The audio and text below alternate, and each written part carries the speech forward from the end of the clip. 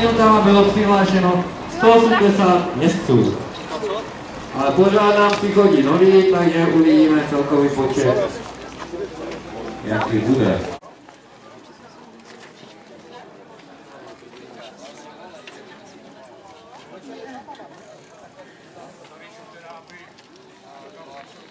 Takže něco k pravidlům soutěže. Při registraci dostanete účastenku po zaplacení startovného, kde máte okamžitě vyplnit jméno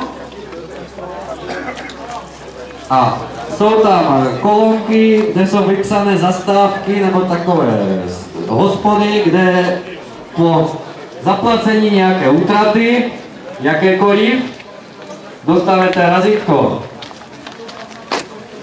Pokud se dostavíte až do cíle, což nemusí být pravidlo,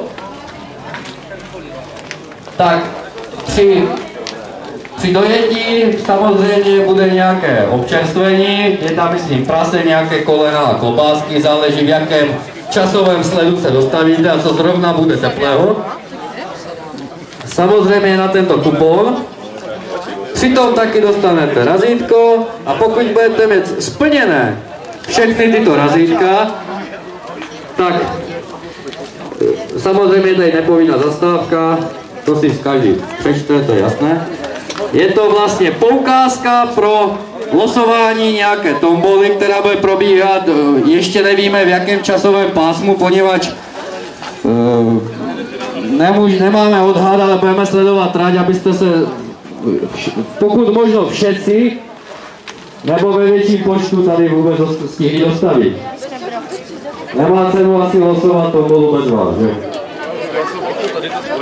Tak, pokud vás vylosujeme a budete přítomní a přijdete si pro cenu, proběhne kontrola tady těchto účastenek a hlavně razítek. Jakmile bude chybět nějaké razítko, okamžitě losujeme dalšího účastníka a cena vám nebude předána. Takže dávejte si na to pozor, máte to na krku, je dobré si to pod tričko, stávalo se několikrát, že vám to vyletí nebo tak něco. Teď bych přistoupil k samotné trati. Jestli chcete, máte mapky, na těch mapkách jsou nějaké vykřičníky. Máte všichni mapky? Nebo aspoň ve skupínkách? Haló, haló, máte mapky? Dobře, máte tam vykřičníky? Jo. Takže můžete přistoupit sem, tady je větší plakát, tady u té garáže napravo. A já vám ty úseky trošku osvětlím. Takže pokud způsobíte nehodu, sami se zraníte, cokoliv jiného, všechno je vaše odpovědnost a ty důsledky nejsou dobré, takže já bych moc jako nechlastal na té trati, když to tak řeknu odborně. Tak normální člověk vidí policajta, tak zase tlačí.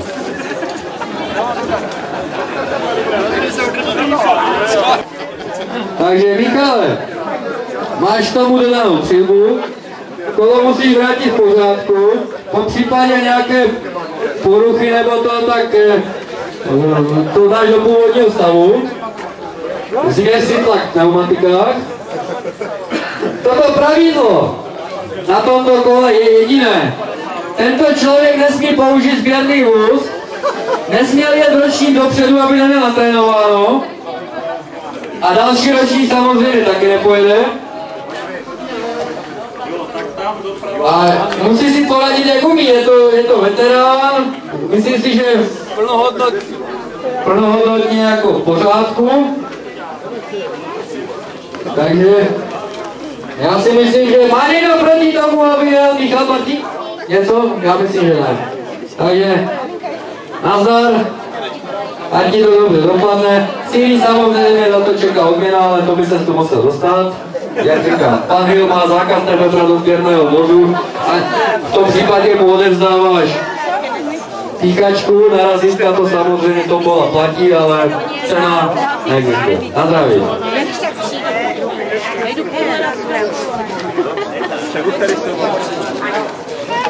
A máme 8:59, takže se budeme štrekovat ke startu. Ještě bych vás chtěl poprosit o malou chvílku pozornosti, protože, jak víte, dneska nejde o žádný závod, jde čistě jenom o to se pobavit, projet se na tom kole, podívat se tady po okolí. Myslím si, že trať je nová, ale co tak máme, kdo projížděl trať, tak nevidím v tom žádný problém, že by byla extra náročná nebo tak něco. Celková délka té tratě je 56 km. Je na každém, aby zvážil, co se týče dětí a tak dále, jestli je možné to odjet nebo není. Co se týče značení, my si myslíme, že je vyznačená dobře, jinak máte mapy, nikdy se nemůžete úplně na to spolehnout na to značení, držte se mapy. To je asi tak, je právě všechno. Cyklisti jedou 2 km v balíku, když to chce na 3, 2, 1, cíl!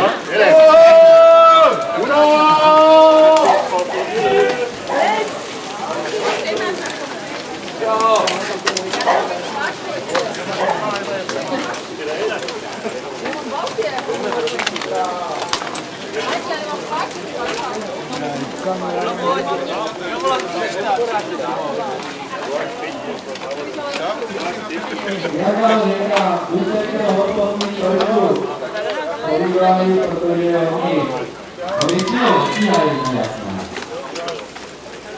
Můžete si na to aplikaci, ale oni si dá na to počkat. Nezapomeňte, narazítka, stejné narazítka, případné vylozování lína.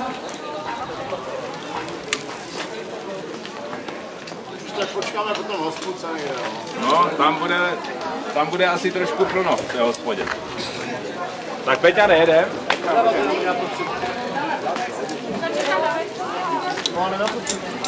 A dlouho bych se to nedržoval, měli jsme takového zaměstnaného předěsta, Ríšu Koblikového, nemyslím si, že by to byl nějaký extra cyklista, ale vyjel o 9:30, zastavil se ve všech hospodách a přijel o 9:30.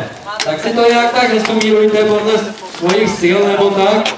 A přizpůsobte ty zastávky, abyste to opravdu přijeli, pokud chcete vidět pomal, tak 6 hodin je zápasník, pokud se začíná projekce, jak říkám, bude tady probíhat zábava večer,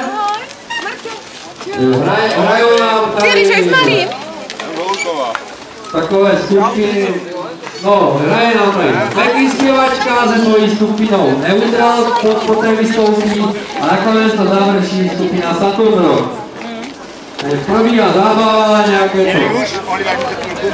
nějaká ta tombola, takový doprovodný program. To víš? Já jsem trénoval celou noc.